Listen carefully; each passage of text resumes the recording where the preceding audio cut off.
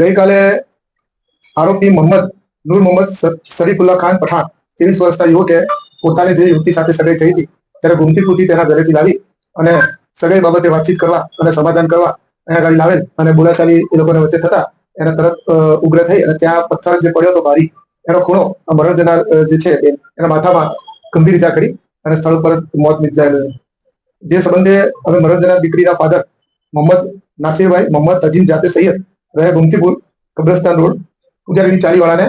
એમની વિગતવારની ફરિયાદ હતી અને આરોપીને એને ગુનાની વધુ પૂછપરછ માટે ડિટેન કરે છે. આ બંને જે છે મોહમ્મદ પઠાણ અને આ જે દીકરી છે એ લોકોને સગાઈની વાત ચાલતી હતી, પરંતુ થોડાક દિવસોથી આ શંકા કરી અને એને કોઈ અન્ય યુવક સાથે વાતચીત નહીં કરવી, કોઈ બીજાના સંપર્કમાં નહીં રહેવું અને એવી શંકા કરીને નાની બાબતમાં ઝઘડા એમને ચાલતા હતા, બોલાચાલી. જે બાબતે મરણ જનાર દીકરીના પિતાએ સગાઈ તોડવા માટે આ આરોપીના પિતા છે એને વાત કરી હતી કે આપણે આગળ સંબંધ રાખવા નથી, જેથી કરીને આ આરોપી ગુસ્સામાં એને આ કૃત્ય કરે છે અને શરૂઆતમાં એને સગાઈ રાખવા માટે એને સમજાવવા માટેના ઘરેથી ગુમતીપુરથી લઈ આવે 2 વ્હીલર ઉપર. કાંકરિયા જે ઝૂલેલાલ પાર્ક છે, ગેટ નંબર 7, ત્યાં લોકો બેઠા વાતો કરતા હશે, ત્યાં એમની વચ્ચે કોઈ